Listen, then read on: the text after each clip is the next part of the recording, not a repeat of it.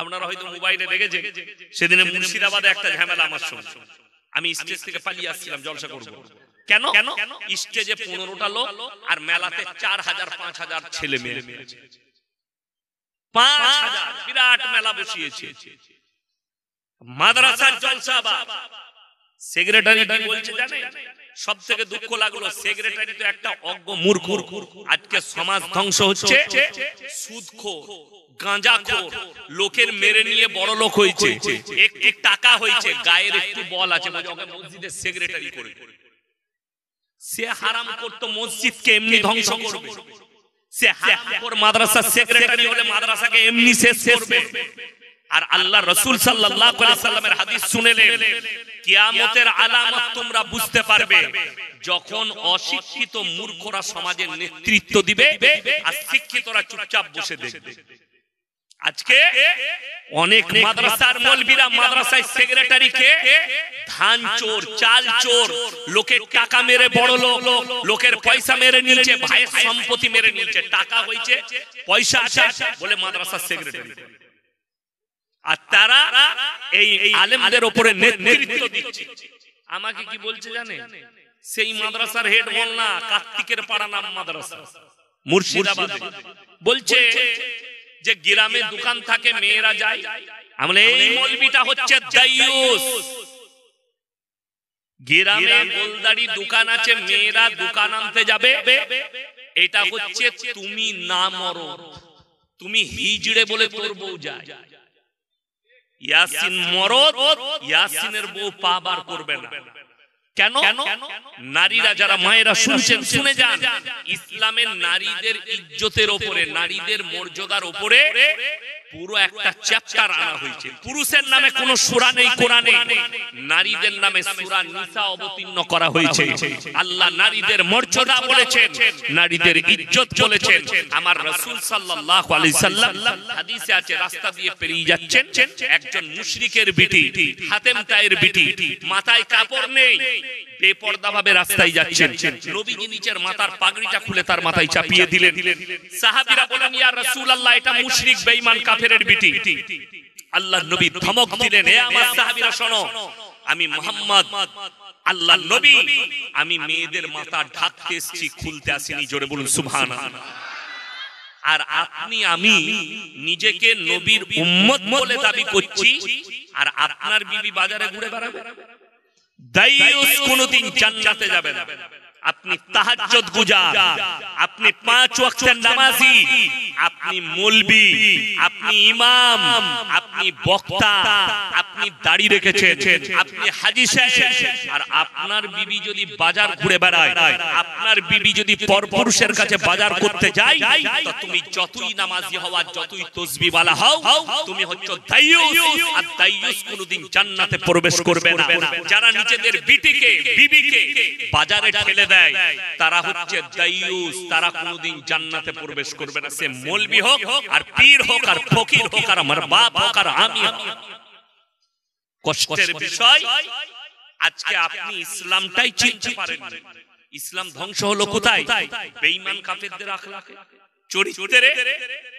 আপনার কাছে রাসূলের আখলাক নেই। যদি বলেন পর্দা এত গুরুত্ব, আপনাকে সামান্য বুঝিয়ে দিই। অনেকজন বলছে এই মৌলবীরা পর্দার কথা বলে নারীদিকে বঞ্চিত করছে। আপনাকে আমি চ্যালেঞ্জ ছুড়ে গেলাম, গোটা পশ্চিম বাংলায় খোঁজ নিতে হবে না, খালি হাওড়া জেলাটাই খোঁজ নেন। যতগুলো মেয়ে স্কুলে চাকরি করে, স্কুলে, পঞ্চায়েতে, আপনার বিডিওতে, ডাক্তারখানায় যে মেয়েরা চাকরি করে, তাদের একজনারও স্বামী সুখী নয়, রেঁধে ভাত খেতে হয়, রেঁধে ভাত খেতে হয়।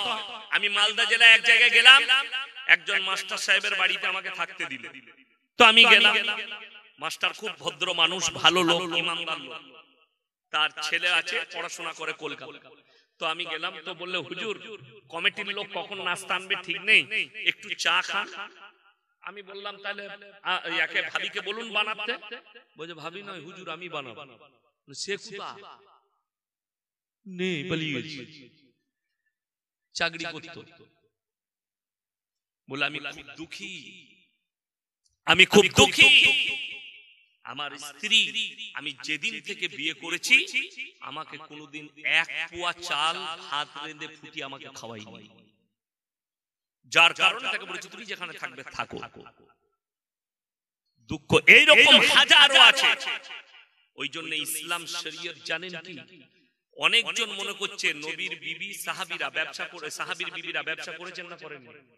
কথা বলে করেছে। কতদিন পর্যন্ত এটা জানতে হবে, অতদিন পর্যন্ত ব্যবসা করেছে। আরব দুনিয়ার বড় একজন ব্যবসায়ী ছিলেন আল্লাহর রাসূল সাল্লাল্লাহু আলাইহি সাল্লাম প্রথম বিবি হযরতে খাদিজাতুল কুবরা রাদিয়াল্লাহু তাআলা আনহা। কিন্তু অতদিন পর্যন্ত ব্যবসা করেছেন যতদিন পর্যন্ত পর্দা ফরজ হয়নি। যেদিন থেকে পর্দা ফরজ হয়েছে রওয়ায়েতে আছে একজন সাহাবী কিংবা নবীর বিবিরা পায়ের নখটা পর্যন্ত আর হুজরাখানা থেকে বার করেনি। জোরে বলুন সুবহানাল্লাহ। অথচ আজকে জানেন আমাদের ইসলাম ধ্বংসের মূল কারণ কি? আল্লামা ইকবাল লিখেছেন ইস ঘর কো আগ লাগি ঘর কি চিরাগ সে। মুসলমান তোমরা নিজেদের ঘরে নিজের আগুন ধরিয়েছো।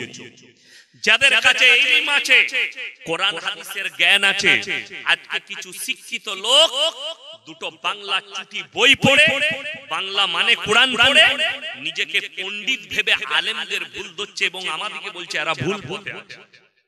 তার কারণ কি? মারাত্মক দিন। ইয়াসিন সাহেব তো আমার বইয়ের বাজারে যাওয়াটা পছন্দ করে না, শরীয়ত বিরোধী বলছে। ইয়াসিন সাহেব তো আমার হারাম জিনিসটাকে পছন্দ করছে না। আজকে দেখুন মসজিদের ইমাম তাদেরকে সমাজের লোক বাপের গোলাম মনে করেছে। ওই জন্য কিরাম পরিবর্তন না, সমাজে পরিবর্তন। ইমাম যদি হক কথা বলে, হারাম হালালের বয়ান করে, তারপরের দিনে যারা ওই হারাম কাজটা করে তারা তারাবার ব্যবস্থা করবে, ওর পেছনে লাগাবে তারা। এরা বাস্তব বলছেন। আজকে কিন্তু আমার চাকরি যাবার ভয় নাই। ভয় আছে? আমার ভয় নাই। গাড়ি রেডি আছে। যদি কমিটির লোক বলে হুজুর এত কড়া বক্তব্য দিবেন না, পয়সা ফেক তামাশা দেখ, গাড়ি চেপে পালাবো, কালকে যেখানে যাবো আবার এই কথাই বলবো। আমার চাকরি যাবার ভয় নাই। আমি তোমার ইমাম নয়, আমি তোমার বক্তা, আমি সমাজের কওমের একজন খাদিম। আমি বুক ফুলিয়ে বলে যাচ্ছি আজকে আমার ভাই কান খুলে শুনে নেন, সমাজে মুসলমানদের ঈমান ধ্বংস করার কয়েকটা পয়েন্ট বলে দিই।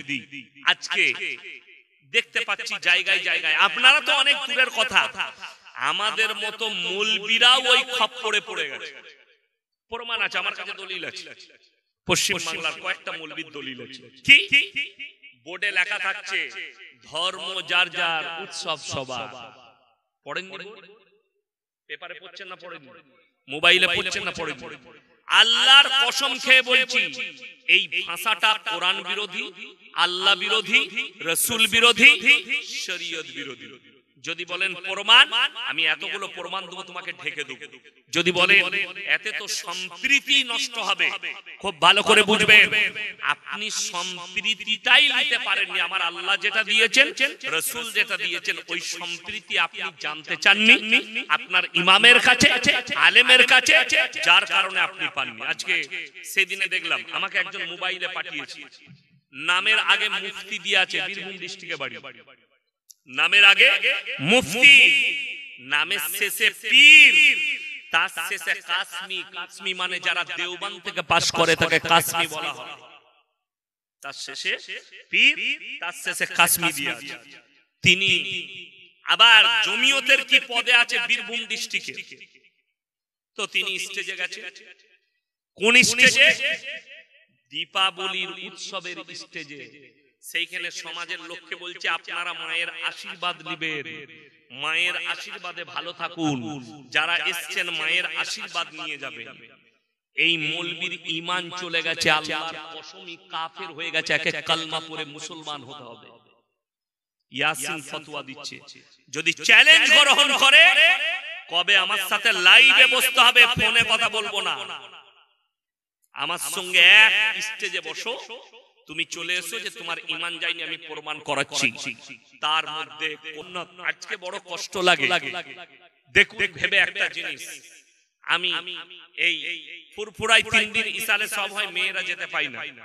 বাকি ভারতে আপনি চলুন, পাথরচাবড়ি বলে বীরভূমে একটা দাতা বাবার মাজার আছে। দাতা কে? সকলে বলুন, জোরে বলে না? আল্লাহ। তাহলে উনি কি করে দাতা হলেন? কেন দাতা?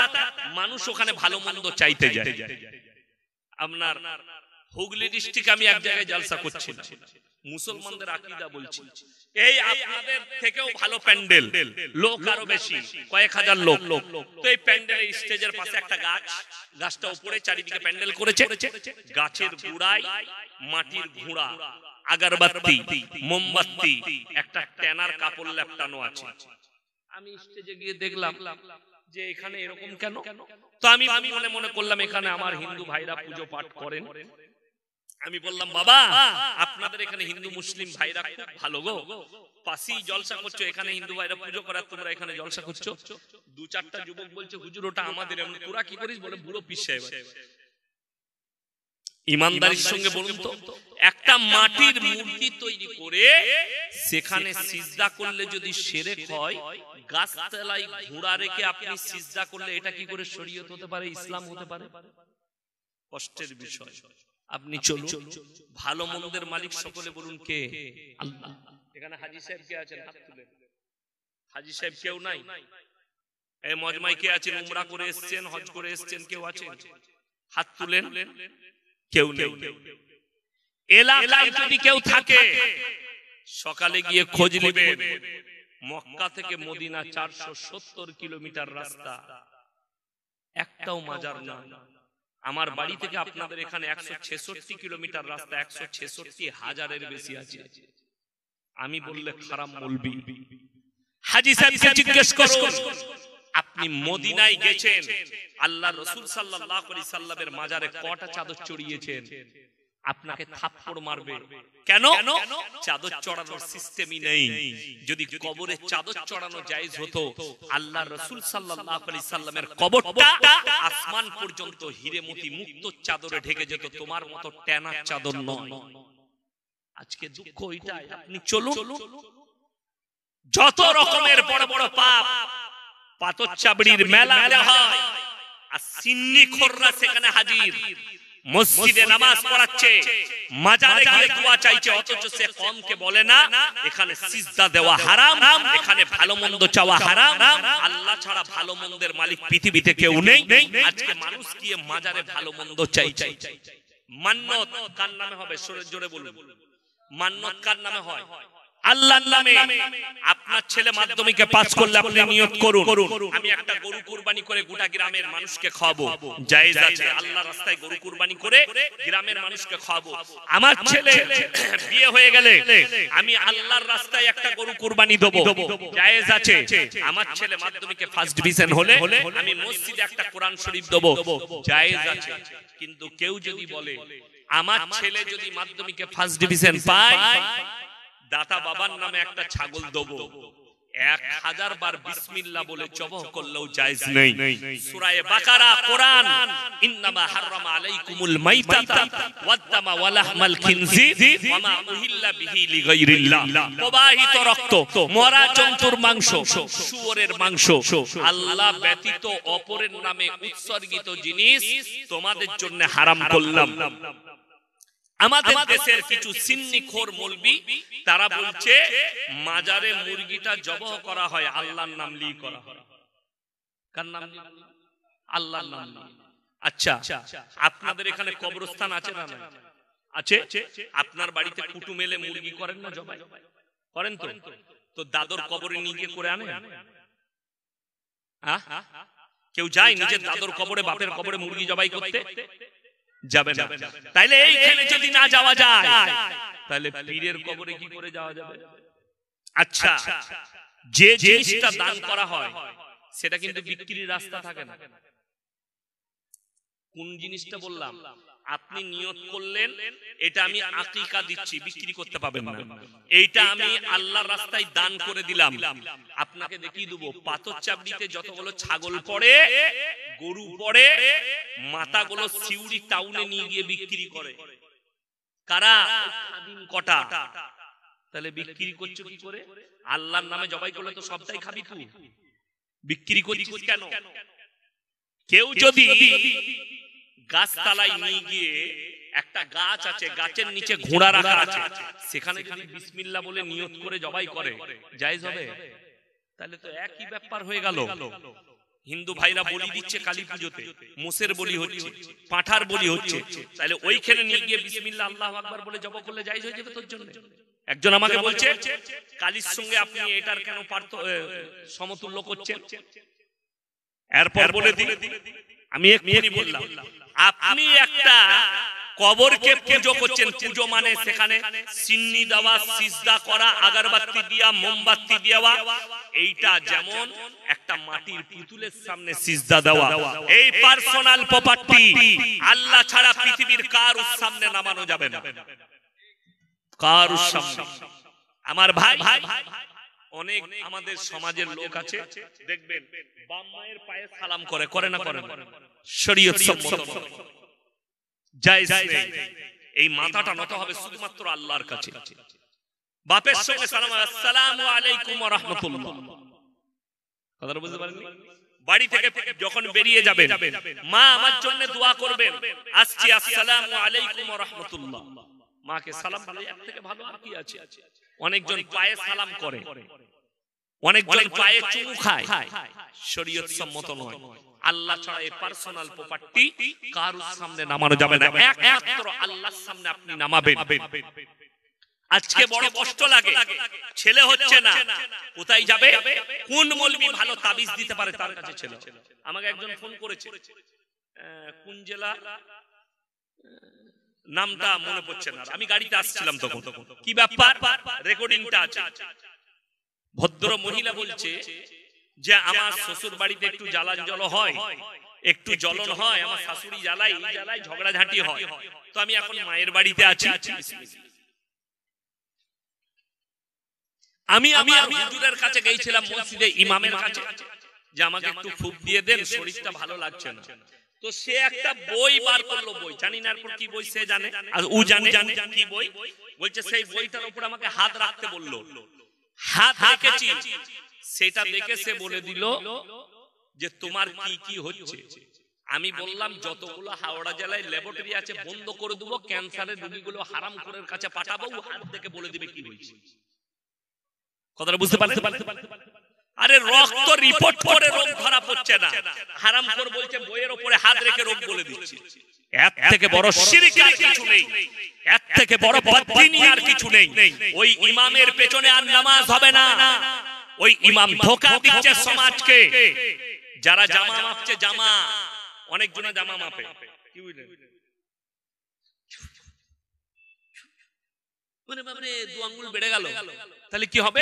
ওরে তোমাকে যোগ জাদু করেছে, তুই কি করে বুঝলিবে জামা মেপে? বড় কষ্টের বিষয় শিরক, এর থেকে বড় শিরক আর কিছু নেই। এই সমস্ত মৌলবীর কাছ থেকে কোনকে বাঁচা দরকার। এরা ধোঁকা দিচ্ছে, আল্লাহ ছাড়া ভালো মন্দের মালিক কেউ নেই। আমার বন্ধুগণ, আমার ভাই, খুব ভালো করে বুঝবেন। আপনার ব্রেনকে জিজ্ঞেস করুন, আপনি রক্ত দিয়েছেন, ৩-৪টা ল্যাবরেটরিতে রক্ত দিয়েও মানুষের রোগ ধরা পড়ে না, সেই মৌলবি জামা মেপে কি করে রোগ বলে দিচ্ছে? আপনার রোগটা কি জামার ভেতরে চলে গেছে? আধ্যাত্মিকতা সে দেখাচ্ছে আমার কাছে কিছু আছে। অবাক লাগে, দুঃখ লাগে ওই মৌলবীদের প্রতি। এই রকম শিরকের কাজ কোন ইমাম যদি করে, কোন মৌলবী যদি করে, না তার পেছনে নামাজ হবে, না তার আকীদা ঠিক আছে। খুব সাবধান। আজকে তো দুঃখ লাগে, আমি ইয়াসিন বর্ধমান থেকে এসেছি, আমাকে মনে করছেন এত ভালো বক্তা এসছে, যখন আমাকে পার্সোনাল মসজিদে দেখা করলেন, হুজুর এক কাজ করুন, আমি একটু ব্যবসা করি, তো আমার ব্যবসাটা একটু গোলমাল যাচ্ছে, আজকে একটা কাজ করবেন কি, আমাকে একটা বরকতের তাবিজ দিয়ে যান হুজুর। আমার তাবিজে যদি তোমার দোকানে বরকত হয়, তাহলে আমি আগে বড় লোক হব না তুমি? কথা বলে না? আমার বেতন কত? 12,000। আচ্ছা, আর যে আমার কাছে তাবিজ দিতে আসছে সে মাসে 1 লাখ টাকা রোজগার করে, আর আমি মাসে 12,000 পাই, তাহলে এরকম পৃথিবীতে বুকা লোক আছে লোককে বড় লোক করে নিজে গরিব থাকবে? কষ্টটা তো ওইখানে, দুঃখটা তো ওইখানে। আপনি যে ইয়াসিনকে বলছেন বরকতের তাবিজ দেন, তার বেতন মসজিদে 6,000, আর আপনার বেতন হচ্ছে 1 লাখ, তাইলে আপনাকে ভাবতে হবে বরকতের তাবিজটা আমার নয়, ওই হুজুরেরই আগে দরকার, ওরই তো পয়সা না। এইটা ভাবতে হবে। আর যদি ভাবে হ্যাঁ বরকত নেই, কে বললো? শুনেলেন বরকত আছে। বরকত গুলো যে আমলের দ্বারা আছে, হাত তুলে বলুন তো ওই আমলগুলো আজ থেকে করব ইনশাআল্লাহ। নাম্বার 1, আল্লাহ রাসূলের হাদিস, যারা 5 ওয়াক্তের নামাজি হবে মৃত্যুকাল পর্যন্ত আল্লাহ তাদের রুজিতে কোনোদিন কমি দিবেন না। জোরে বলুন সুবহানাল্লাহ। যদি তোমরা মালেতে বরকত চাও, রাসূলের হাদিস, এশার নামাজ পড়ে যে বাড়িতে সূরা ওয়াকিয়াত তেলাওয়াত হবে আল্লাহ তাদের কারবারে এবং মালেতে বরকত দেবেন। জোরে বলুন সুবহানাল্লাহ। কিন্তু ভেবে বলুন তো কার বাড়িতে কোরআন শরীফ তেলাওয়াত হয়? আপনার আমার বইয়ের তো বন্ধন লোন করারই সময় নাই, তা কোরআন পড়বে কখন? এত গ্রুপ লোন করার হিসাব করারই টাইমটা নাই, সুদে ডুবে গেছে। অথচ রাসূলের হাদিস, আপনার বাড়িতে আপনি এশার পরে সূরা ওয়াকিয়া তেলাওয়াত করুন, নামাজ পড়ে সুবার আগে আল্লাহ আপনার কামায়ে বরকত দেবে। কবরের আযাব থেকে বাঁচবেন। সুবার আগে খানা খাওয়ার আগে সূরা মুলকটা পড়লেন, আল্লাহ কবরের আযাব থেকে মুক্তি দেবে। আমার বন্ধুগণ, আমার ভাই, আপনি কদিন আমল করেছেন? আল্লাহ রাসূল সাল্লাল্লাহু আলাইহি সাল্লামের হাদিস, যারা আল্লাহর রাস্তায় দ্বীনের পথে থাকবে মৃত্যুকাল পর্যন্ত আল্লাহ তাদেরকে ইজ্জতের রুজি দান করবেন। জোরে বলুন সুবহানাল্লাহ। কোটি কোটি টাকার মালিক অনেক আছে, আছেন আছেন। ইমানদারির সঙ্গে বলুন তো, ইমামের যখন পালা হয় আমরা জালসায় যাই, আমাদেরকে দাওয়াত দেয়, অনেক বড় লোক আমাদের প্লেটে ভাত খসিয়ে দেয়, অনেক কোটিপতি। আচ্ছা, আপনার এলাকার যদি কোটিপতি মারা যায় জানাজার নামাজ কে পড়াবে? এমএলএ না এমপি না ইমাম? ৬,০০০-এর মৌলবি পড়াবে, ১০,০০০-এর মৌলবি পড়াবে, কোন নেতা চান্স পাবে না। তার মানে জানবেন ইজ্জতের মালিক সকলে বলুন কে? আল্লাহ। বাদশা ফারহাদ সালমান প্রিন্সকে কাবা ঘরের ইমামের দস্তরখান গুটুতে হয়, তার নাম আল্লাহ। তার পেছনে দাঁড়াতে হয়, তার নাম আল্লাহ। ওই জন্য দ্বীনের পথে থাকেন, ইসলামের উপরে প্রতিষ্ঠিত হয়ে থাকেন, ইজ্জতের রুজি আল্লাহ আপনাকে দিবে আপনার দস্তরখানে এনে। খাবার অনেক আছে, আপনাকে দেখিয়ে দেব। অনেক লরি ড্রাইভার বলে আমরা রাজার হালে টাকা কামাই, কিন্তু কুত্তার হালে শুই। কেন? আমি অনেক ট্রাক ড্রাইভারকে বলেছি, জীবনে গাড়ি চালাতে চালাতে নামাজ কাজা করো না। জীবনে হারাম জিনিসকে তুমি গ্রহণ করো না। তুমি গাড়ি চালাও, কর্মচারী হও, যেখানে থাকবে আল্লাহ তোমাকে ইজ্জত দেবে। যে জায়গায় থাকবে আল্লাহ তোমাকে ইজ্জত দেবে। খালি দ্বীনের উপরে প্রতিষ্ঠিত থাকো। আপনি ভরসা করেছেন হারামের উপরে, আপনি ভরসা করছেন আল্লাহ বাদ দিয়ে আর কারোর উপরে। এমন লোক সমাজে আছে যার কি বলছে জানে, আমার কাছে তাবিজ নিয়ে যাও, ছেলে হচ্ছে না, আমি তাবিজ দিয়ে দিলে বেটা ছেলে হয়ে যাবে। বলুন তার ঈমানটা থাকবে কিনা? যদি বলেন কোরআনে কি দলিল আছে যে তার ঈমান থাকবে না? সূরা আল ইমরান প্রথম পৃষ্ঠা, হুয়াল্লাযী ইউসাউবিরুকুম ফিল আরহামি কাইফা ইয়াশা লা ইলাহা ইল্লা হুয়াল আজিজুল হাকীম। হে আমার নবী বলে দাও, মায়ের গর্ভে বাচ্চা দান করি আমি আল্লাহ, আমার ইচ্ছা মতো, আমি কারো পরামর্শে কাজ করি না। জোরে বলুন সুবহানাল্লাহ। আমি কারোর পরামর্শে কাজ করি না, আমি আল্লাহ আমার ইচ্ছা মতো বাচ্চা দান করি। কালা হোক, বুবা হোক, কালো হোক, সাদা হোক, ফর্সা হোক, অন্ধ হোক, বধির হোক, সব আমার ইচ্ছা, আমি কারো পরামর্শে কাজ করি না। আমাদের তাবিজে যদি বেটা ছেলে হতো, পঞ্চায়েত গুলো তো আমাদের মৌলবীদের দখলে হতো, হুজুরদের দখলে। ইসলামে 4টা বিয়ে করা যায় আছে না? নাই আছে, 4টা বিয়ে করতাম, বছরে একটা করে। 10 বছরে কটা? কথা বলে না। 10 বছরে কটা? 40টা। লাঠির জোর আমার, পঞ্চায়েত আমার। পঞ্চায়েত গুলো হুজুরদের হতো। খেপা আমি ইয়াসিন, আমার 2টো বিটি, আমি ইয়াসিন, আমার দুটো বিটি, আমাদের তাবিজে বেটা ছেলে হলে তো আমাদের বিটিই হতো না। কষ্টটা ওই জায়গায় আপনি ভরসা করেছেন। আল্লাহর কাছে যতগুলো নিকৃষ্ট পাপ আছে শিরকের পাপ, আমার মায়েরা বেশি শিরকে লিপ্ত আছে, শিরকে জড়িয়ে আছে। অনেক মহিলাদের ফতোয়া এমন এমন ফতোয়া দেয় ঈমান ধ্বংস হয়ে যাবে। এখনো পর্যন্ত অনেক মানুষের অইসলামিক আকীদা আছে। যেমন আমাদের সমাজে মানুষ মারা যায়, যায় না যায় না? আপনাদের এখানে কি হয় জানি না, মুর্শিদাবাদ আছে, বর্ধমানে আছে, হুগলিতে আছে, বীরভূমে আছে, অনেক জায়গায় আছে। মানুষ মরে গেলে তার 3 দিনে পালন হয়, তার 4 দিনে পালন হয়, তার 7 দিনে পালন হয়, তার 40 দিনে মিলাদ হয়।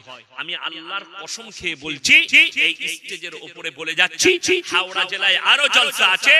কেউ যদি বাপের বেটা মৌলবি এই ইসলামী শরীয়তে 3 দিনে পালন করা, 4 দিনে পালন করা, 7 দিনে পালন করা, 40 দিনে পালন করা, হাদিস কুরআন থেকে প্রমাণ করাতে পারে। আমি ইয়াসিন জীবন আর সমাজের বুকে কথা রাখি।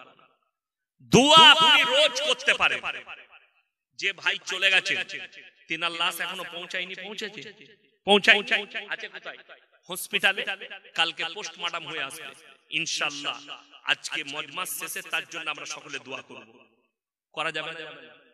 করা যাবে, দোয়া করব। তাহলে দোয়া পৌঁছালো। 40 দিনই মিলাদ করে দোয়া করতে হবে। কোথায় ফতোয়া পেলে? যে কোনো দিন দোয়া করা যাবে, রোজ দোয়া করুন। বাপ মরে গেছে, নামাজের পাটিতে দোয়া করুন। হাদিসে আছে, ছেলে যদি চোখের পানি ফেলায় বাপের জন্য নামাজের পাটিতে, চোখের পানিটা গালে গড়ানোর আগেই আল্লাহ তার সব গুনাহ মাফ করে দিবেন। জোরে বলুন সুবহানাল্লাহ। কিন্তু কই আপনি বলছেন না, খানা করে লোক ডেকে জড়ো করে 40 দিন পালন করতে হবে। আমি ইয়াসিন বলে যাচ্ছি, 40 দিনে যদি 40,000 টাকা খরচ করো খানাতে, ওই টাকাটা খানা না করে 40-এ মিলাদ না করে মসজিদের কাজ করে দেন, মসজিদে এসি লাগিয়ে দেন, মসজিদে মাটবেল লাগিয়ে দেন, মসজিদে দান করে দেন। হাদিসে আছে, কিয়ামতের সকাল পর্যন্ত তোমার বাপ নেকি পেতে থাকবে কবরে শুয়ে শুয়ে। জোরে বলুন সুবহানাল্লাহ। আপনার টাকা যদি মাদ্রাসা মসজিদে লাগে, দ্বীনের খিদমতে লাগে, ওই জায়গায় দোয়া আপনি রোজ করুন। আরে জুম্মার দিনে ইমাম সাহেবকে বলুন, ভাই আমার আব্বা জান তো চলে গেছে, তো আমি কোনো দোয়ার মজলিস করব না, এলেন 2000 টাকা হাদিয়া রাখুন, পকেটে ভরে দিলেন, এটা আপনি কিছু খাবেন, আপনার পরিবারকে খাওয়াবেন, আর জুম্মার নামাজের পরে মুসল্লিদিকে নিয়ে আমার আব্বার জন্য একটু দোয়া করে দিবেন। আমি বলছি এই দোয়াটা মারাত্মক দোয়া হবে। বড় লোক, গরীব, ধনী, দরিদ্র সবাই থাকবে, ইমাম সাহেব দোয়া করবে, আমিন বলবে। জানি না জুম্মার দিনে এতগুলো মানুষের মধ্যে কার দোয়াকে আল্লাহ কবুল করে নিয়ে তোমার আল্লাহ তোমার আব্বার সব গুনাহ আল্লাহ ক্ষমা করে দেবে। কই একজন আমাকে ফোন করে জিজ্ঞেস করছে, হুজুর কি ব্যাপার? বলছে যে মাসে ছেলের জন্ম হয়েছে ওই মাসে কি বিয়ে দেওয়া যাবে? আমরা মৌলবীরা জানি না। বলে তাহলে? আমরা এটা হচ্ছে খালার ফতোয়া আর ফুপুর ফতোয়া, মৌলবীদের ফতোয়া নয়। অবাস্তব। মুর্শিদাবাদের একটা ছেলে বলছে, হুজুর আমাবস্যার রাতে কি বিয়ে করা যাবে? আমি বললাম মোটেই করবি না, কালো ছেলে হবে। কি বলবো? হাদিসে নাই, কোরআনে নাই। আল্লাহর কাছে হাদিসে কোরআনে সব দিনটাই আল্লাহ ভালো করেছে। যেদিন আপনার সুবিধা হবে সেই দিনে বিয়ে করলেন। ঈদের দিনে সুযোগ আছে, ঈদের দিনে বিয়ে করলেন। কুরবানির দিনে সুযোগ আছে, কুরবানির দিনে বিয়ে করলেন। কে মানা করেছে? মুহররমের দিনে সুযোগ আছে, করলেন। মেয়েদের ফতোয়া মুহররমের চাঁদে বিয়ে দিতে না। এই যে ফতোয়া দিবে সঙ্গে সঙ্গে কুফরি করা হবে, এটা শিরক করা হবে। কেন? আল্লাহ থেকে বেশি তার দ্বীনের উপরে বিশ্বাস রাখা, এইটা হচ্ছে শিরক। কোন মা করবেন না। এই বছর 4 আগে আমি মুর্শিদাবাদে জলসায় গিয়েছিলাম, রেজিনগর। এই বছরে আবার দাওয়াত আছে ওই মাদ্রাসায়। তো আমার কাছে লিখিত কাগজ এসেছে, কোন কলেজ পড়ুয়া একটা মেয়ে, ভদ্র মহিলা, সে দিয়েছে, মানে তার বিয়ে আছে, বিয়ের দেখাশোনা চলছে। তো বিয়ের দেখাশোনায় তার দাদি ফুপু এরা ফতোয়া দিয়েছে যে দেখবেন আমাদের দেখাশোনা হয় না, ছেলের পক্ষ মেয়ের পক্ষ আসে। তো ছেলে পক্ষ মেয়ের বাড়িতে এসছে, বলছে ওই সময় জিলেবি দেয়া যাবে না, বিয়েতে প্যাঁচ লেগে যাবে। জিলেবিতে প্যাঁচ থাকে? ফতোয়া কার? ফুপুর আর দাদি, কোন মৌলবীর নয়। আমি বললাম জেলেবি দিলে যদি বিয়েতে প্যাঁচ লেগে যায়, যে জেলেবি তৈরি করছে সে বেচারা তো আর বেটার বিটির জীবনে বিয়ে হবে না, সে তো প্যাঁচ মেরিয়ে গেছে, তার প্যাঁচের শেষ আছে? বলুন, সে হাজার হাজার জেলেবি ভাজছে। কথাটা কি? কুসংস্কার এবং শিরকি ভাষা, আল্লাহ থেকে তার সৃষ্টির উপরে বিশ্বাস করা, এইটা হচ্ছে শিরক। আল্লাহ আমাদের সকলকে হেফাজত করুক, বলুন আমিন। নাম্বার 2, ওয়ালা তাকরাবুজ জিনা ইন্নাহু কানা ফাহিশা ওয়া সাআ সাবিলা। ব্যভিচার করা তো অনেক দূরের কথা, যে রাস্তায় ব্যভিচার হয় সেই রাস্তায় তোমরা যাতায়াত করো না। ইসলামে একটা মারাত্মক চ্যাপ্টার আছে জিনা। মুমিনদের আখলাক যেখানে আল্লাহ বর্ণনা করেছেন, কাদ আফলাহাল মুমিনুন, হে আমার নবী মুমিন কারা, তাদের চরিত্র কেমন, তাদের আখলাক কেমন? আল্লাযীনা হুম ফি সলাতিহিম খাশিউন, তারা যখন নামাজ পড়বে খুশু খুজুর সঙ্গে নামাজ আদায় করবে, খুশু খুজু ধীর স্থিরতার সঙ্গে নামাজ আদায় করবে। ওয়াল্লাযীনা হুম লিফুরুজিহিম হাফিজুন, এটা মারাত্মক। এবং নারী এবং পুরুষ তারা যেন মুমিন হতে গেলে, মুমিনা হতে গেলে নিজের লজ্জা স্থানের রক্ষণাবেক্ষণা করে। পুরুষ থেকে বলে দিচ্ছি, যুবক যাদের বিয়ে হয়নি, যাদের বিয়ে হয়েছে, যারা ছেলের বাপ, সকলে শুনবেন, আপনার কাছে যে যৌবনটা আল্লাহ দিয়েছে, এইটা আল্লাহ দেয়া একটা নিয়ামত এবং একটা আমানত। কার আমানত? কার হক? তোমার বিবির হক। তোমার যে বিবি হবে, অর্ধাঙ্গিনী হবে, তার হক। তুমি এটা অন্য জায়গায় খরচ করো না, ওটাকে হেফাজত করো। একজন মা যারা বিবাহিত আছেন, অবিবাহিত আছেন, তাদেরকে বলে দিই, শুনেলেন, আপনার যে যৌবনটা আছে ওটা আল্লাহ দেওয়া নিয়ামত এবং আমানত হচ্ছে তোমার স্বামীর জন্য। তুমি তোমার স্বামীর জন্যই ওইটা হক, তুমি অন্য জায়গায় খরচ করো না। আল্লাহ রাসূল সাল্লাল্লাহু আলাইহি সাল্লাম কিয়ামতের আলামত বলতে গিয়ে মারাত্মক আলামত বললেন। 1 নম্বর মারাত্মক আলামত, যে কিয়ামতের পূর্বে নারীরা পোশাক পরবে, তারপরও তারা উলঙ্গ অবস্থায় ন্যাংটো থাকবে।